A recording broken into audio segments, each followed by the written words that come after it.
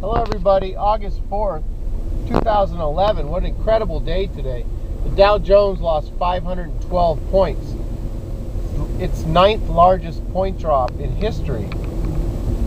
And it's down 10.5% here in the last couple weeks. Now, I've been expecting this for a long time. I've been expecting this actually for a year. I did, a year ago, I did a video on the on a possible market crash, huge correction, because this has all been propped up. The whole market's been propped up. Companies are making money because they're getting rid of people. They're cutting their costs, operations. That's why unemployment stayed so high. I think what happened today had a lot to do with jobs. We've got the jobs numbers coming out tomorrow. Probably going to be horrible. That we're slipping back into a recession, this whole double dip thing, where you come out of recession, you go back in. I don't think we ever came out. Looking at the numbers, I don't trust the government numbers. Their numbers, their inflation numbers are totally laughable.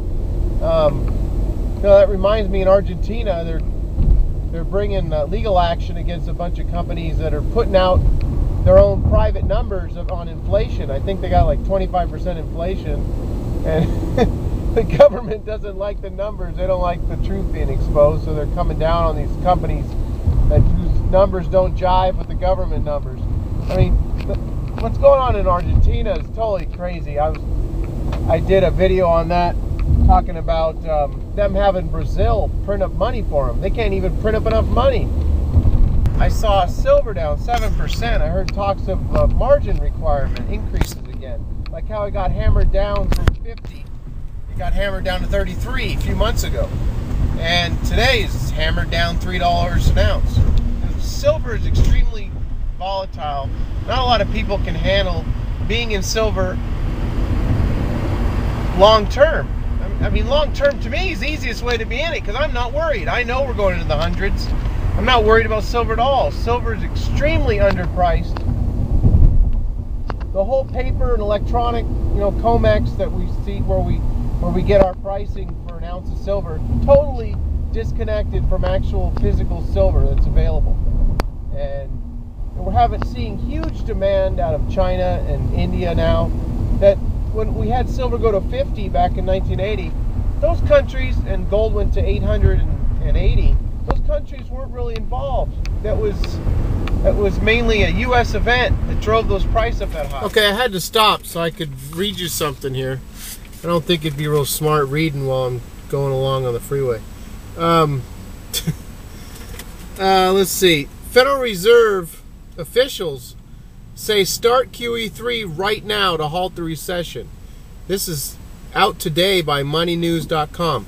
3 previous Fed Monetary Affairs Division directors said that we need to hit the throttle and get this plane that's about to hit the ground flying real slow and low, get this thing up. We got to get this, we're slipping back into recession, double dip. And, that's because they didn't concentrate on jobs. That's what I believe, that, they concentrate on pumping up the market, which they've held up real, went from 08 and 6,500 or whatever up to 12,000 something. I couldn't believe it. The market doubled in 3 years after the, worst crisis since the Great Depression. Didn't make any sense. They were just handing money. The Fed was handing money to the banks. They could be buying stocks and pumping the whole thing up. But there's no jobs. The reason the companies are making more money is because they're getting rid of people. So anyway, they're saying that all 3 say a new asset purchase program wouldn't represent a cure-all, but in those circumstances, I think it's up to the central bank to do what it can do to help around the edges. Yeah, they help around the edges, all right. Yeah, QE1 and 2 worked so well, I guess it's time for QE3. So the people with precious metals out there, which I think most people watching this channel, QE3's almost a guarantee. It's just a matter of when Bernanke's going to mention that he's going to start doing it. It could be called, like I said before, it could be called cupcakes, according to Jim Rogers. Who knows what it's going to be called? It's going to happen. QE3 is going to happen, and it's going to happen soon.